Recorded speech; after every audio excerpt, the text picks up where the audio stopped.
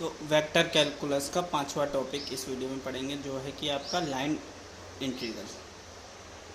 तो करते हैं लाइन इंटीग्रल।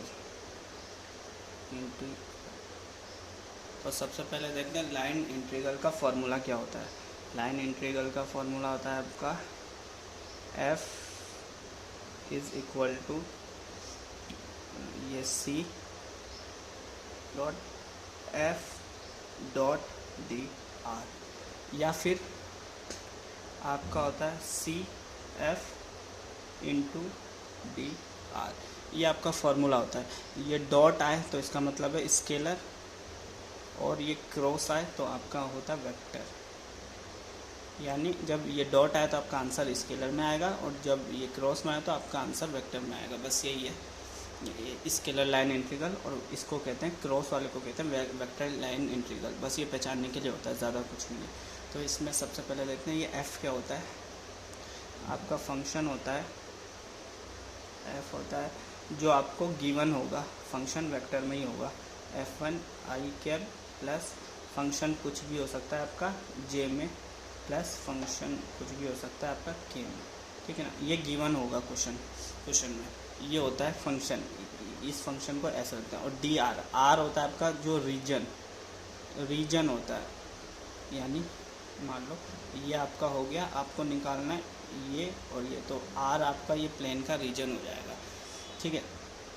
तो आर रीजन हो जाएगा, तो आर को हम लिखते हैं, आर को शो करते हैं हम एक्स आई प्लस वाई कैप जे प्लस एक्स कैप के। यानी जो भी आपका आर रीजन होगा वो इसी में आएगा, जो वैल्यू आएगी वो आपका एक्स वाई जेड की रीजन होगी।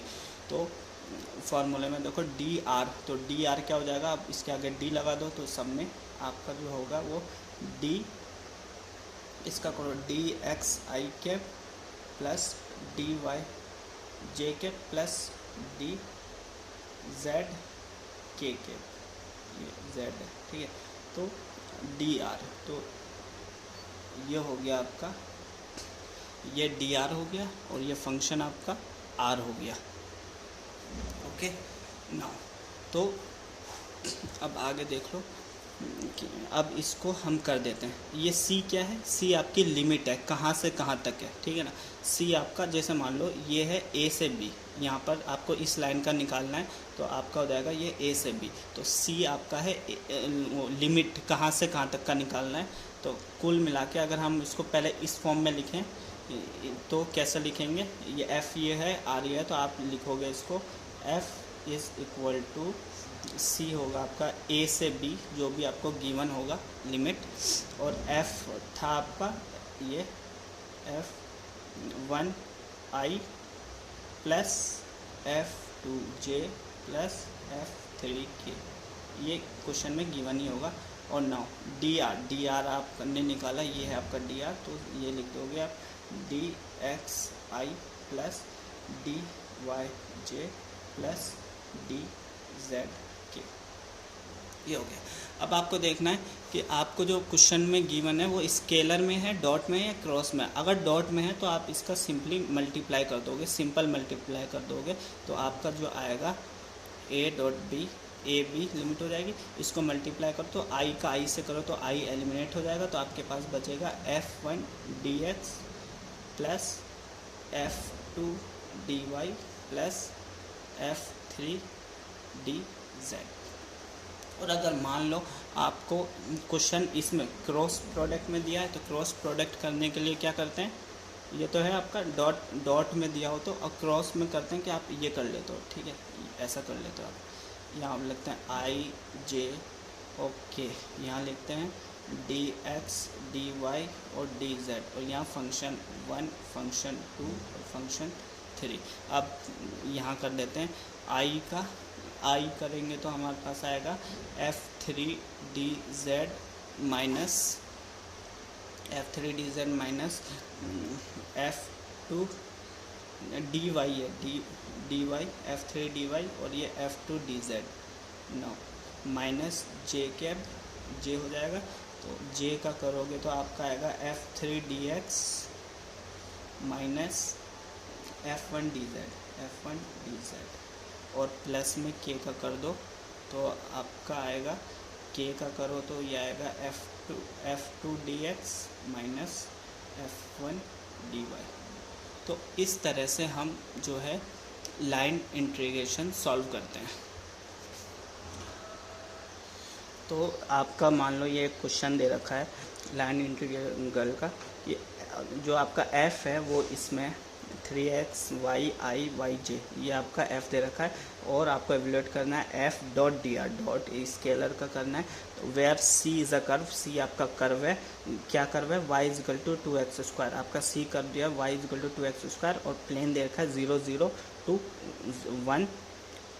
1 से 2, ये आपका क्वेश्चन दे रखा था। इसको आप सॉल्यूशन करोगे। सॉल्यूशन करने से पहले आप इसको सिर्फ समझने के लिए कि ये आपका क्या दे रखा है, ये सी जो कर्व है वो क्या दे रखा है, आप रफ के मात्र समझने के लिए आप बना लोगे, ठीक है ना।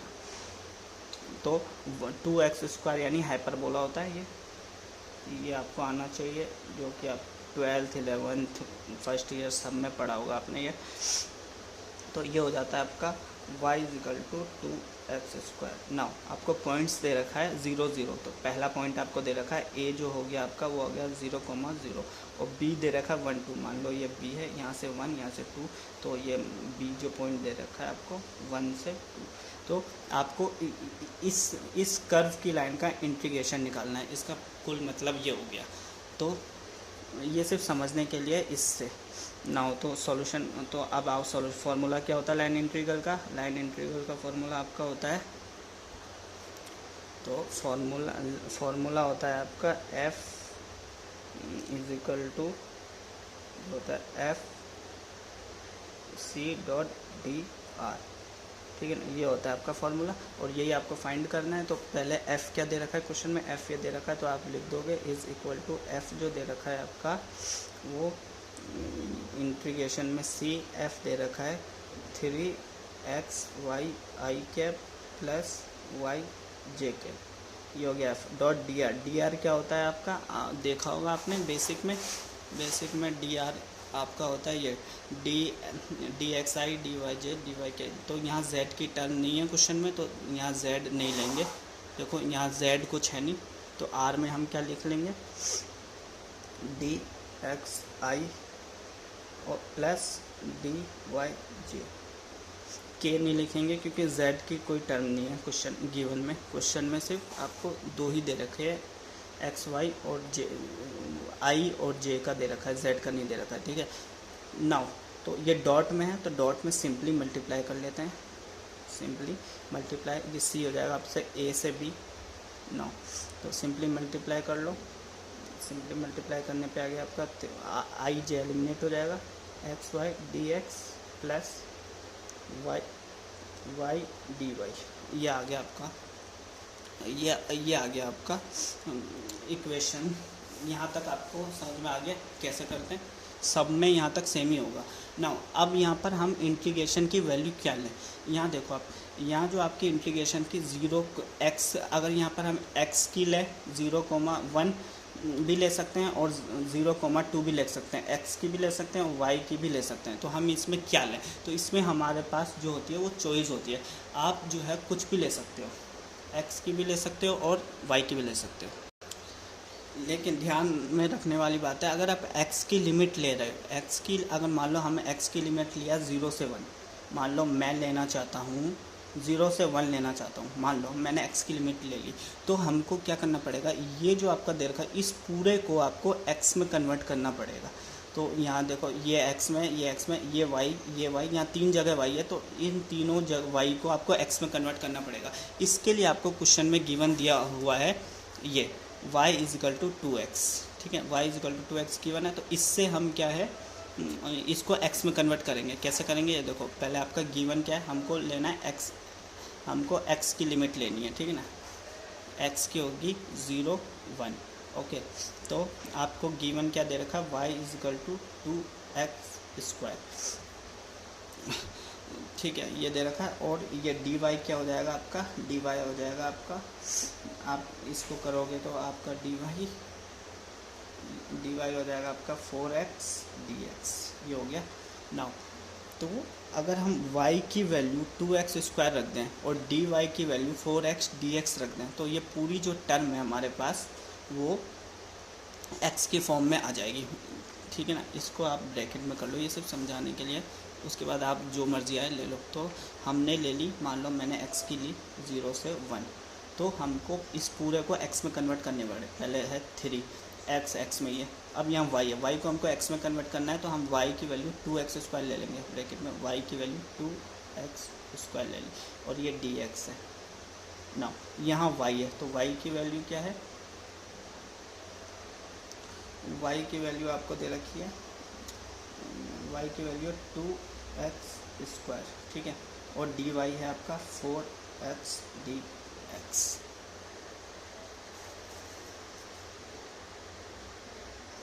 यहाँ पर एक चीज़ मुझसे छूट गई थी, जो आपका क्वेश्चन में दिया हुआ ये स्क्वायर था, तो इसमें कोई वो चिंता की बात नहीं है, ठीक है ना। तो यहाँ पर भी ये जो है ये y² में होगा ना, तो यहाँ पर आपका y² हो जाएगा, ठीक है ना। तो अब तो ये भी आपका स्क्वायर में हो जाएगा, क्योंकि y को हमने बनाया 2x², तो इसका भी हम स्क्वायर कर देंगे ना, ये हो जाएगा। तो ये आपकी जो बदल गई पूरी, आपकी किस में बदल गई, आपकी x में बदल गई। इसको थोड़ा और सिंप्लीफाई कर लेते हैं, 0 से 1, ये 3x हो जाएगा, 3x 2x² dx minus 4x² और 4x dx, ठीक। और आपका आ जाएगा 0 से 1, तो यहाँ प्लस होगा, प्लस है तो इसको थोड़ा और सिंप्लीफाई करके लिख लेते हैं। तो ये हो जाएगा आपका 3 × 2 = 6x³ dx plus 4 × 4 16x³ dx। तो ये हमारा लास्ट बचा, जब हमने x की जो पावर है, x की जो लिमिट ली, ठीक, वो 0 बननी। लेकिन अगर आप चाहो कि नहीं भाई मैं तो y की लेना चाहता हूँ, मान लो मैं 0 और 2 लेना चाहता हूँ, तो भी आप ले सकते हो। तो आपको फिर क्या है, जैसे मान लो मैं लेना चाहता हूँ y के लिमिट्स, y की लिमिट्स है 0 2, अगर ये आप ये लेना चाहते हो तो आपको इस पूरे को क्या है y के टर्म में बदलना पड़ेगा। ये x है और यहाँ dx है, इन दोनों को आपको y में बदलना पड़ेगा। तो आपको जो क्वेश्चन में गिवन है, ठीक, क्वेश्चन में आपको क्या गिवन है, ये आपकी फाइनल बनी ना। क्वेश्चन में क्या गिवन था, इक्वल टू y = 2x²। तो यहाँ से x की वैल्यू क्या निकल जाएगी, x² = y/2। तो फिर यहाँ से हमारी जो x = √+ -y/2 आ जाती है, ठीक है। तो हम यहाँ प्लस की वैल्यू लेंगे तो y/2 आ जाएगी, तो x की वैल्यू आ गई आपकी y/2। तो अब नाउ dx, तो dx तो आपने निकाल लिया, तो dx क्या होगा, dx = dy/4 हो जाएगा, dy/4। यहाँ से आप देखो dx = dy/4 नीचे आ जाएगा। तो यहाँ हमारे पास दोनों वैल्यू आ गई, x और dx। तो इस चीज़ को y में कन्वर्ट करने के लिए x की जगह आपको √y/2 लिख दोगे और dx की जगह dy/4। तो एक बार लिख लो बस, तो इस तरह से आप उसको लिख लोगे। तो यहाँ 0 और 2, क्योंकि आपने y का ले रहे हो, अगर आप लेना चाहते हो तो वैसे तो x का ही लेते हैं क्योंकि सिंपल पड़ता है, ठीक है ना। x की जगह लिख देंगे हम y/2, √y/2, और y इंटू में y है, और dx को लिखना है हमको dy/4, ठीक है, ये हो गया आपका। और प्लस में y² और dy, ये तो पूरा आपका dy में। तो इस तरह से आपने पूरी इक्वेशन को क्या है y में कन्वर्ट कर लिया। तो अब आपके पास ऑप्शन होता है कि या तो आप इसको सॉल्व कर लो या आप इसको सॉल्व कर लो। तो ये ज़्यादा आसान है, ठीक है ना, इसके इंटीग्रेशन ज़्यादा आसान है, इसलिए हम इससे सॉल्व कर लेंगे। आपको एक में कन्वर्ट करना पड़ता है, एक कॉमन वेरिएबल में। तो मैं यहाँ पर x की लिमिट को लेना चाहता हूँ, तो मैंने x की लिमिट लगा दी थी। क्या आया था मेरा फाइनली आया था 6x³ dx plus 16x³ dx। ये आ गया था आपके पास, ओके। यहाँ 5 होगा, 5, ठीक है, एक्स की पावर 5 dx ये आ गया था आपके पास। अब इसका सिंपली इंटीग्रेशन कर दो, तो इंटीग्रेशन करोगे तो क्या होगा, ये होगा, ये हो जाएगा, यहाँ पर आ जाएगा एक्स क्यूब का है तो एक्स 4/4 हो जाएगा, प्लस यहाँ 16 का 16 रहेगा, एक्स 6/6 हो जाएगा, और यहाँ लिमिट आ जाएगी आपके 0 से 1। तो अब जहाँ जहाँ x है वहाँ आप 1 रख लो। देखो इंटीग्रेशन तो आपको आना ही चाहिए इसके लिए, अगर इंटीग्रेशन नहीं आता, वो बेसिक इंटीग्रेशन, कोई इतना हाई टेक्निकल इंटीग्रेशन नहीं, जो कि आपके 7 फॉर्मूले होते हैं उसी से, अगर इतना भी नहीं आता तो फिर आपको कोई हक नहीं बनता लाइन इंटीग्रेशन सॉल्व करने का। मैं इंटीग्रेशन के जो बेसिक फार्मूले हैं वो बता देता हूँ कैसे आप करोगे। देखो ये हो गए आपके, ये इंटीग्रेशन के जो बेसिक फार्मूले हो गए वो ये हो गए, ये बस इतने ही काम के हैं, ये बेसिक हो गए। तो ये आपके जो हो गए वो इंटीग्रेशन के बेसिक फार्मूले हो गए, इससे आप इंटीग्रेशन सॉल्व कर सकते हो लाइन इंटीग्रेशन के लिए। तो आपने कर लिया ये, तो फाइनली जो आप x जब 1 रखेंगे, जब 0 रखेंगे तो ये 0 हो जाएगा, किसी के मल्टीप्लाई में 0 होता था वो दोनों टर्म 0 हो जाएगी, तो 0 से खोलेंगे नहीं हम, तो माइनस में भी 0 हो जाएगा। 1 रखेंगे तो हमारा जो बचेगा, यहाँ 1 रखने पे आएगा, 1 रखो 6/4/3 से डिवाइड करो, ये तो आता ही होगा आपको 3/2, ठीक, ये 3/2 प्लस 16x, यहाँ 1 रखेंगे तो ये आएगा आपका 8/3, ये 8/3 आ गया। अब इसका आप कॉमन ले लो, 6 यहाँ आ गया, 9 + 16 = 25/6, ये आपका आंसर हो गया लाइन इंटीग्रेशन का। इस तरह से आप लाइन इंटीग्रेशन के डॉट प्रोडक्ट वाले को आप सॉल्व कर सकते हो। नाउ एक और क्वेश्चन देखते हैं। तो दूसरा तरह का क्वेश्चन लाइन इंटीग्रल में आता है वो पैरामैग्नेटिक तरह का होता है। जैसे मान लो आपको दे रखा है फंक्शन ये दे रखा है और आपको एवेलुएट करना है ये f इंटू यहाँ दे रखा है, यानी क्रॉस में, तो यहाँ डॉट वाले तरीके से नहीं होगा, क्रॉस वाले तरीके से होगा।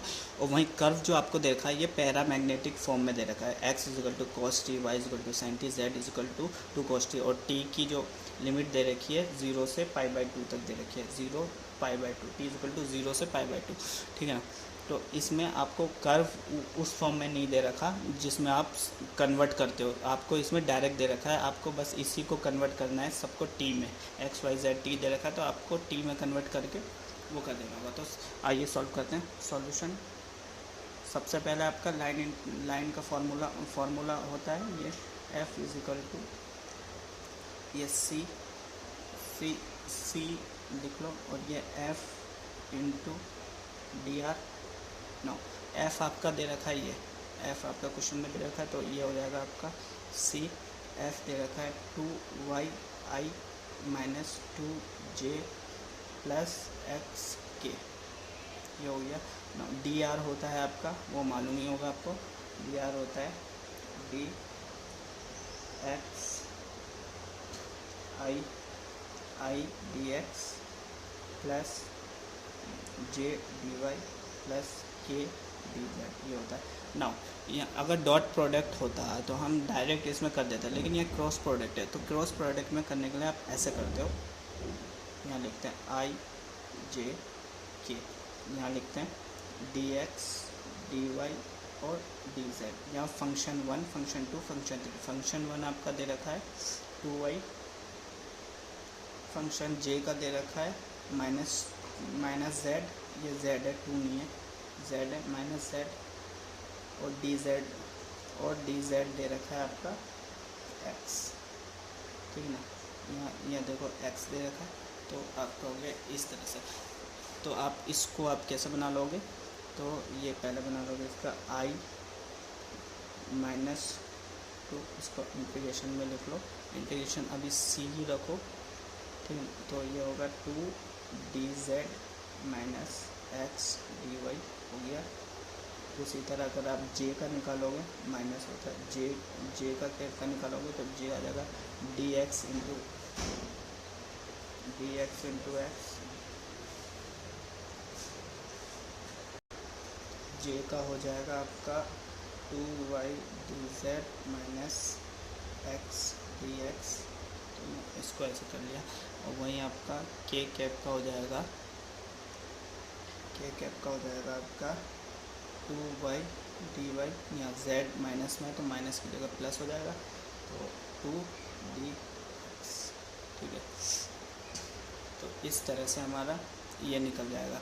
अब इसके बाद हम क्या करते हैं, इसके बाद हम लिमिट देखते हैं। लिमिट क्या है, तो लिमिट तो हमको गिवन ही है, ठीक है ना, लिमिट गिवन है। और हमको क्या दे रखा है, पैरामैग्नेटिक फॉर्म है, यानी x is equal to cos T, Y is equal to sine T, z is equal to 2 cos t। तो हमको इन सबको इस पैरामैग्नेटिक फॉर्म में बनाना है, क्योंकि कर्व हमारा पैरामैग्नेटिक फॉर्म में, और t इजकल टू एक ही है, 0 से π/2। हमारे पास कोई ऑप्शन नहीं है, बस हमको एक ही ऑप्शन है, तो हम इसको पैरामैग्नेटिक फॉर्म में बना लो। तो पैरामैग्नेटिक फॉर्म बनाने के लिए हमको जो गिवन है वो है x जो इजकल टू cos t है, cos t, y is equal to sine T है, और z इजकल टू है 2 cos t। नो, तो इसका dx क्या हो जाएगा, dx हो जाएगा, dx आपका हो जाएगा माइनस साइन टी dt, और dy हो जाएगा cos t dt, और dz हो जाएगा, तो सिंपल डिफरेंशिएशन है, dz हो जाएगा आपका -2 sin t dt।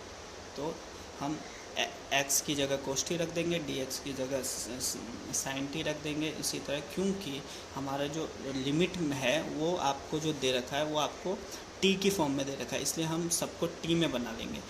अगर हमको x में बना, उसमें जो पैरामैग्नेटिक नहीं होते उसमें x और या फिर y में बनाना होता है, इसमें t में बनाना होता है, तो सबको t में बना लेंगे। और t में बनाने के लिए हमको क्वेश्चन में आसानी के लिए गिवन भी होता है, तो इस तरह से हम कर लेंगे। तो अब देख लो, जहाँ जहाँ इनकी वैल्यू रख लो x y z की, और इन सब की इस इक्वेशन में जो हमारी इक्वेशन बनी, तो आपकी फाइनली इक्वेशन जो आएगी वो ये आएगी। तो यहाँ लिमिट हमको दे रखा है 0 से π/2, और अब जो फाइनल इक्वेशन आपकी बनी वो थोड़ी लंबी सी बनेगी, कोई दिक्कत नहीं है, minus cos T minus 2 sin t dt। बस मैं सिर्फ वैल्यू रख रहा हूँ उसमें x y z और dx dy dz की, और बाकी कुछ भी खास नहीं है इसमें। cos t dt ना, उसी तरह माइनस j का हो जाएगा, j कैप का हो जाएगा आपका 2 sin t minus 2 sin t dt minus cos t minus sin t dt।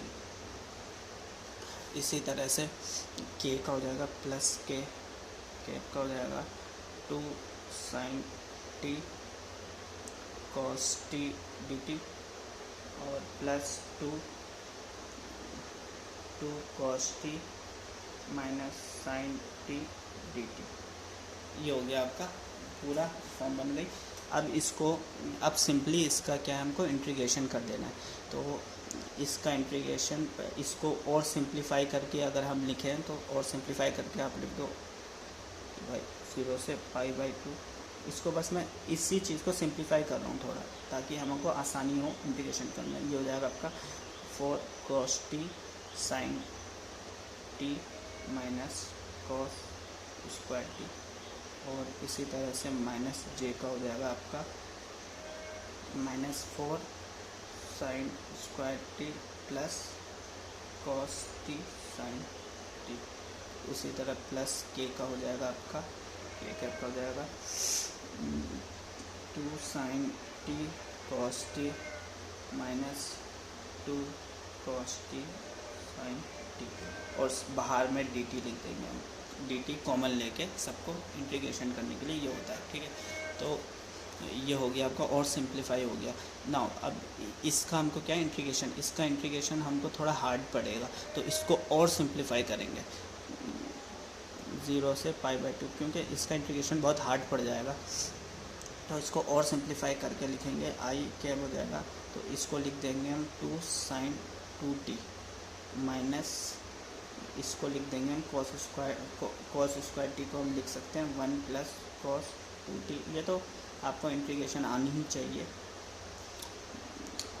वरना अगर आपको इसका इंटीग्रेशन आता है तो इसको कर दो, कोई दिक्कत नहीं है, लेकिन इसका बहुत टफ पड़ जाएगा, इसलिए आपको cos 2t plus sin 2t upon और ये dt। अब मैंने k का क्यों नहीं लिखा, क्यों k का इसलिए नहीं लिखा कि ये देखो 2 sin t cos t को माइनस करना है 2 cos t sin t, एक ही चीज़ है, तो ये दोनों ज़ीरो हो जाएगा, इसमें से इसमें ज़ीरो, तो ये k की पूरी टर्म ज़ीरो हो जाएगी, तो हमारे पास x i और j ही बचा बस। तो अब इसका हमारे लिए क्या है, इंटीग्रेशन बहुत आसान पड़ जाएगा, तो आसान पड़ जाएगा, तो करते हैं, तो इसका करते हैं इंटीग्रेशन 2 sin t, तो इसका 2 sin t हो जाएगा 2 cos 2t बाई 2 हो जाएगा, और माइनस इसका करो तो 1/2 t plus sin 2t by 2, ये हो जाएगा आपका। इसका आपने इंटीग्रेशन कर दिया i का ना, इसी तरह आप j का कर दोगे, j का करोगे इसका, तो ये हो गया -2, ये हो गया t minus sign 2t upon 2, इसका करोगे तो ये होगा माइनस cos 2t अपॉन 4, ये आ गया आपका लिमिट π/2। अब ज़ीरो रखोगे तो ज़ीरो ही हो जाएगा, और इसमें पाई रखोगे तो आपका जो पाई रखने पर आएगा, पाई रखने पर जो आपकी वैल्यू आएगी, जहाँ जहाँ t है वहाँ आप पाई रख दोगे, तो cos 2 पाई की वैल्यू क्या होती है, तो उसको रखने पे आपकी आएगी -1 माइनस 1/2, ये होगी π/2 प्लस 0, तो j का करोगे तो आपके पास आएगी -2 π/2 और -1/4 माइनस 1/4। ये तो देखो इंटीग्रेशन है, लाइन करने के लिए आपको इंटीग्रेशन आना ही, ये तो कंपलसरी है, तो इसमें तो कोई दिक्कत नहीं, इसी में दिक्कत की बात है, इंटू डी आर। तो फाइनली जो आपका आंसर आया वो ये आएगा 2 - 4π/4 माइनस j 1/2 माइनस पाई। तो अब देखो हमको क्रॉस प्रोडक्ट का था, तो हमारा जो आंसर आया वो भी वेक्टर में आया, और जब हमारा डॉट में आता है तो हमारा आंसर भी लीनियर में आता है। तो ये हो गया आपका पैरामैग्नेटिक फॉर्म के क्वेश्चन को कैसे करते हैं, इस तरह से करते हैं। और आपका एक और लास्ट बच गया है रेक्टेंगल वाला फॉर्म, तो वह अगली वीडियो में बताऊंगा, ये वीडियो बहुत लंबी हो जाएगी।